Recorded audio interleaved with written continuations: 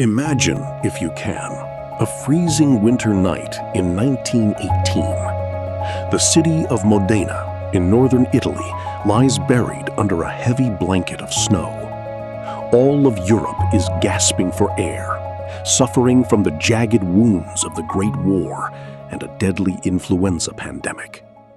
At that moment, in a pitch-black alleyway in Turin, a lone 18-year-old youth stands alone. His name is Enzo Ferrari. His body is racked with fever, but within his soul, a much larger fire is burning. In just one single week, he lost his father and his only hero, his older brother.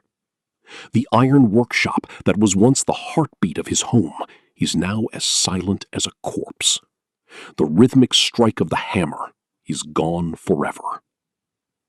He stands there with not a single lira in his pocket, no engineering degree, no powerful recommendations.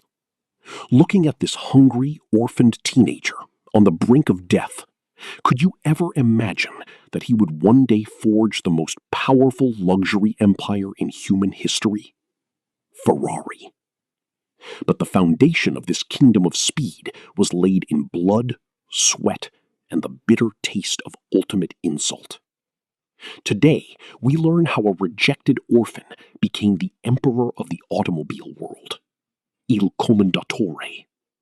This is not just a car story, it is a saga of human survival. February 18, 1898.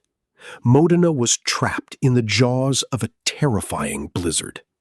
The snowfall was so violent that Enzo's father, Alfredo, could not leave his house for 2 whole days. When Enzo was born, the freezing wind and ice crystals were howling through the window cracks. From the very start, nature was sending him a message. Your life will be a battle. Because of the storm, his father reported the birth 2 days late, creating a lifelong mystery about his actual birthday. Enzo's childhood was shaped by the smell of burning flames and hot iron. His father's workshop sat directly beneath their home. As a young boy, he would stand for hours watching Alfredo turn raw iron into intricate machines through fire. This transformation was etched into Enzo's soul. But in 1908, everything shifted. His father took him to Bologna to see a car race. The monstrous roar of the engines and the bravery of the drivers left Enzo breathless. That day, the boy made a vow. His future would not be in an iron workshop. It would be in the smoke and the speed of the racing track. By 1916, World War I reached its peak, and both Enzo's father and brother were dead. Suddenly, 18-year-old Enzo was entirely alone. In 1917, he was drafted, but he was given the job of shoeing horses. For a dreamer, this was the ultimate insult. In 1918, he too was struck by the pandemic. Doctors sent him to an incurable ward, convinced Enzo would not survive. But Enzo did not die. Lying in that dark ward, he dreamed only of speed. In 1919, he traveled to Turin, the automobile capital of Italy. He went straight to the gates of Fiat. But the manager looked at his ragged clothes and rejected him with total contempt. That day, on a snow-covered bench in Valentino Park, Enzo Ferrari wept. He had no job, no place to stay. But in the midst of those tears, a volcano was born. He whispered, "Today you turned me away, but one day I will build something that will crush your pride." That rejection was the sound of Ferrari's first engine starting. He joined a small company as a test driver, stripping chassis from old trucks. He realized a car's soul lives in its engine. Thus began an indomitable journey, destined for the red carpet. It is 1919. Rising from that frozen bench in Turin, Enzo Ferrari knew he had nothing left to lose. And a man with nothing to lose possesses a mountain of iron will. Enzo first joined a small company called CMN. His job was simple, converting old military trucks into passenger cars. But his true target was the driver's seat. That same year, he entered his first race, the Parma Poggio di Berceto. In his very first attempt, he finished fourth. It was unbelievable. An inexperienced youth with no professional training was leaving veteran drivers in his dust. But Enzo was not just fighting for speed. He was fighting to prove he existed. June 17, 1923. After winning a race at the Savio circuit in Ravenna, a miraculous moment occurred. He was approached by Count Enrico Baracca and his wife, Countess Paolina. They were the parents of Francesco Baracca, Italy's legendary World War I fighter pilot. Francesco used to paint a black prancing horse on the side of his aircraft. To his enemies in the sky, that horse was the face of terror. The Countess took Enzo's hand and said, "Ferrari, put my son's prancing horse on your cars. It will bring you luck." Enzo could not refuse. He took the black horse and added a bright canary yellow background, the color of his birthplace, Modena. With the three colors of the Italian flag on top, the Immortal logo was born. By 1929, Enzo formed his own racing team, Scuderia Ferrari. In Italian, Scuderia means stable. It was the world's first true private racing team. Working in partnership with Alfa Romeo, Enzo applied the logic of his childhood. He knew that survival was a bigger challenge than speed. He obsessed over aerodynamics and cooling systems. At a time when engines would melt under heat, Enzo designed a radiator that channeled air directly onto the cylinders. He modified the Alfa Romeo P2 model. He began using supercharger technology, injecting more air into the engine to generate more power in less time. Enzo was not an engineer. He was an orchestra conductor. He knew exactly which genius to hire for which task. He brought brilliant engineers like Vittorio Jano onto his team. But there was a dark side to his management.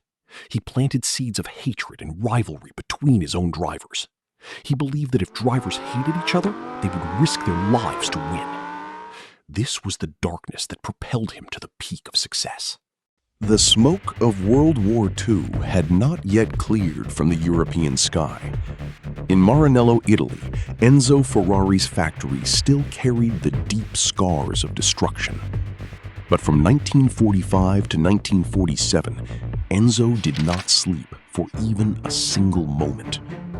The 4-year ban imposed by Alfa Romeo was now a thing of the past.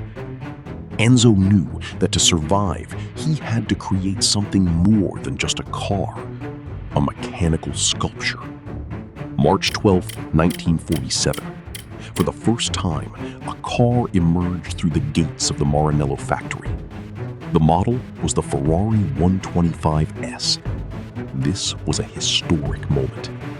Under the hood was Enzo's long-standing dream, a 1.5-liter V12 engine. At that time, using 12 cylinders in such a small engine was considered madness.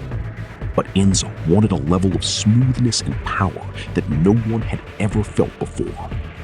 When he started the engine for the first time, the sound echoed through the hills of Maranello. He realized this was not just a machine, it was a living entity.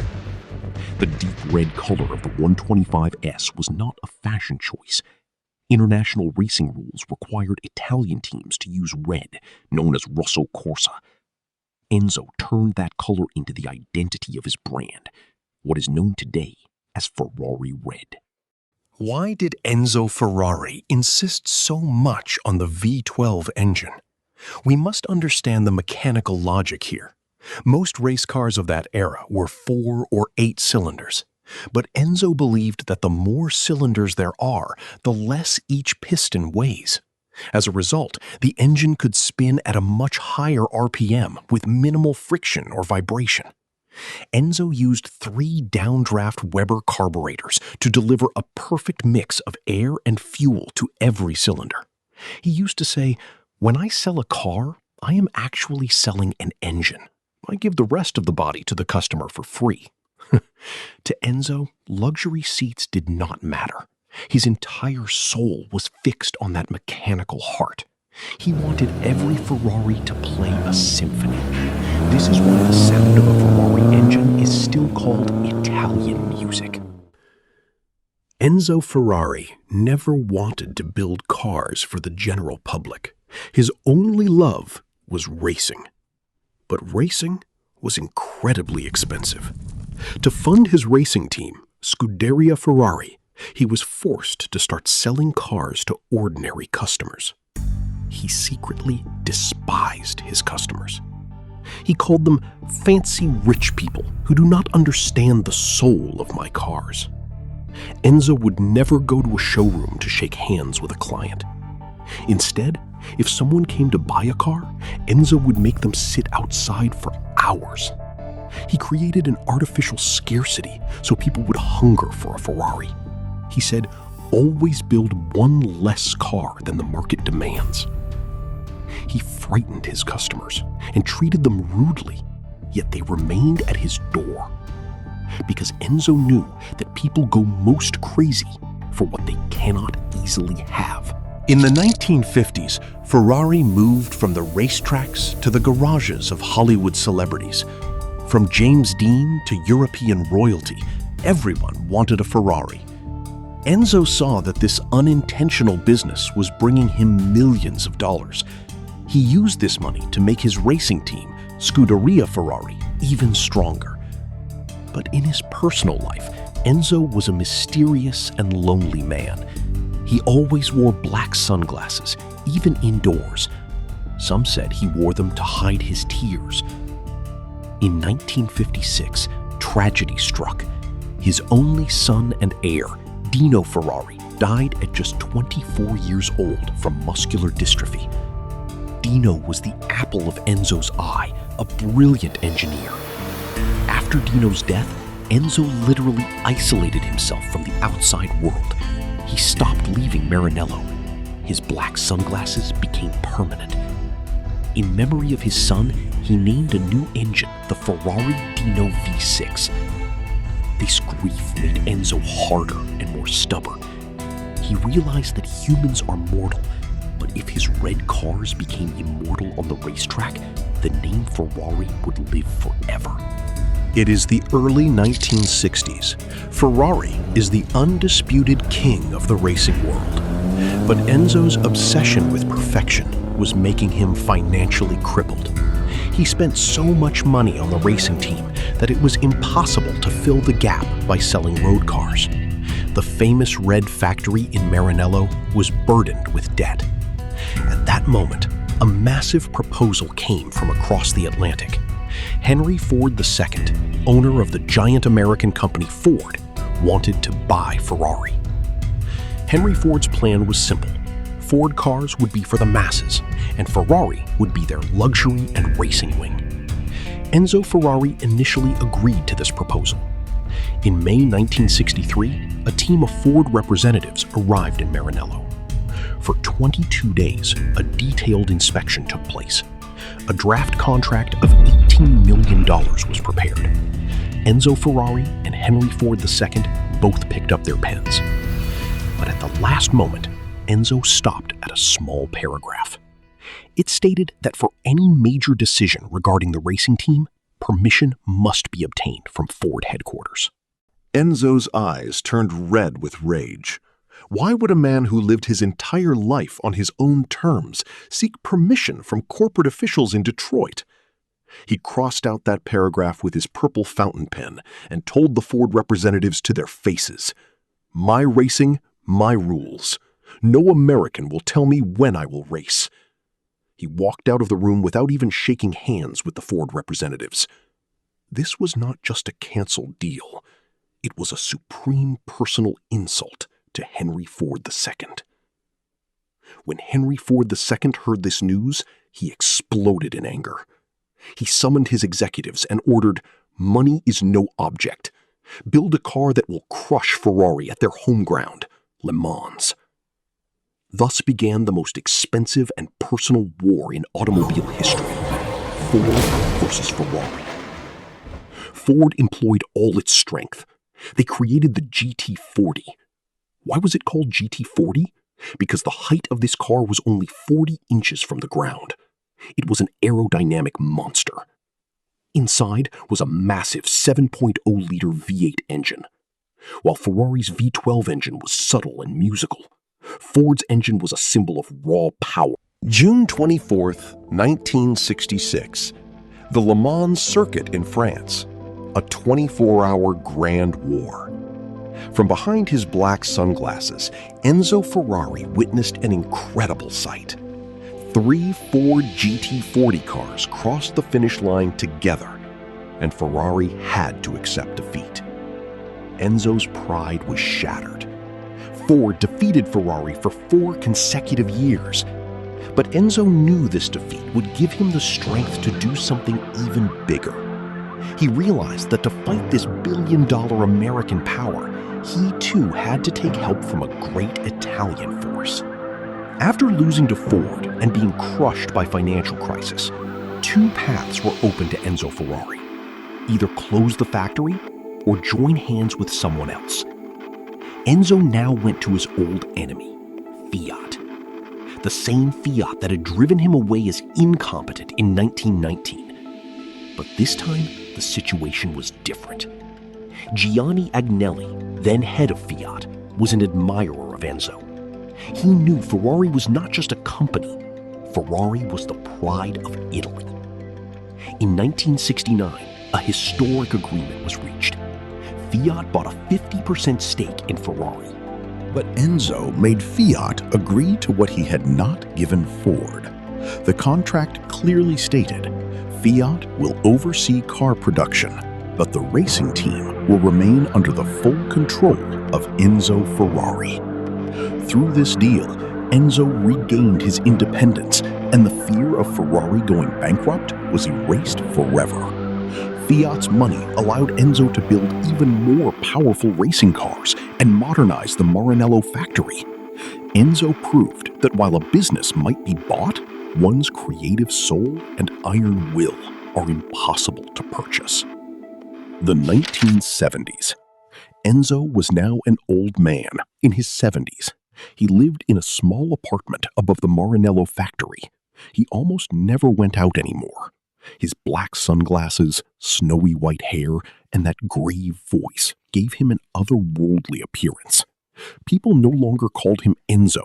They called him Il Commendatore, or the engineer. His personal life was shrouded in mystery. His second son, Piero Ferrari, remained out of the public eye for a long time. Enzo could never overcome the grief of Dino's death. Every morning, he went to Dino's tomb and spoke with him. To him, racing was like a war where there was no alternative to winning. He was not very friendly with his drivers either. He wanted them to always remain desperate for victory, like hungry wolves. This madness for perfection took Ferrari to such a height that buying a Ferrari car meant reaching the ultimate peak of prestige. Enzo knew his time was running out, but he wanted to leave a masterpiece that would stun the world before leaving. The name of that masterpiece was Ferrari F40. It is the mid-1980s. Enzo Ferrari is nearly 90 years old. His body is failing, but his sharp mind remains undefeated. He knew his time was running out, but he wanted to leave a vehicle that would redefine all definitions of automobile engineering before he left this world. He told his engineers, "I want you to build a car that is the fastest in the world and one that makes the driver's hands tremble." In 1987, the Ferrari F40 was unveiled. It was Enzo's final gift for Ferrari's 40th anniversary. The F40 was the most raw and unfiltered supercar of its time. To reduce weight, Enzo included no carpets, no radio, and not even door handles. Instead, there was a simple pull wire. The body was crafted from carbon fiber and Kevlar. Inside was a 2.9-liter twin-turbo V8 engine producing 478 horsepower. It was the first road-legal car in history to break the 200-mile-per-hour barrier. When Enzo arrived at the car's presentation, he said only one sentence: "It is so good that it needs no description." It was an artist's ultimate confidence in his creation. August 14, 1988. In that small apartment in Maranello, Enzo Ferrari breathed his last in total peace. News of his death was kept secret for 2 days because Enzo wanted his final farewell to be completely quiet, without any public gathering. Just as he was born silently on a blizzard night, he departed just as silently. The whole of Italy stood still at Enzo's death. The racing world lost its father. But just weeks after his death, a miracle occurred at the Italian Grand Prix. That year, McLaren Honda was winning every race. But in Italy, Ferrari's 2 drivers took first and second place to give Enzo a tearful farewell. Fans believed Enzo might still be controlling his red cars from above. He left Piero Ferrari as his successor, who is today a 10% owner and vice chairman of the company. Enzo Ferrari is gone, but his policy of creating artificial scarcity still drives Ferrari today. Today, Ferrari is not just a car company, it is a global luxury powerhouse. In today's market, Ferrari's value is approximately $80 to $90 billion. Every year, they build only 10,000 to 13,000 cars, even though the demand is 10 times higher. If you order a new Ferrari today, you might have to wait 2 years. This waiting and exclusivity are part of Enzo Ferrari's old philosophy. Always build one less car than the market demands. Today, Ferrari earns billions of dollars. Enzo Ferrari proved that if a person's dream is bigger than their fear, no rejection or tragedy can stop them. The contempt of fiat, the massive money of Ford, or the untimely death of his own son, he turned everything into fuel for his engine. He never went on vacation, never went to see the mountains or the sea. To him, the world meant his factory, and the mountains meant his engine's pistons. He used to say, "Which is the best Ferrari? The one I will build tomorrow." This eternal dissatisfaction has kept him immortal. Today, whenever a red Ferrari roars down the highway, the stubbornness and promise of Enzo Ferrari echo in that sound. He showed that humans are mortal, but a perfect idea and an indomitable will gallop forward forever like the prancing horse.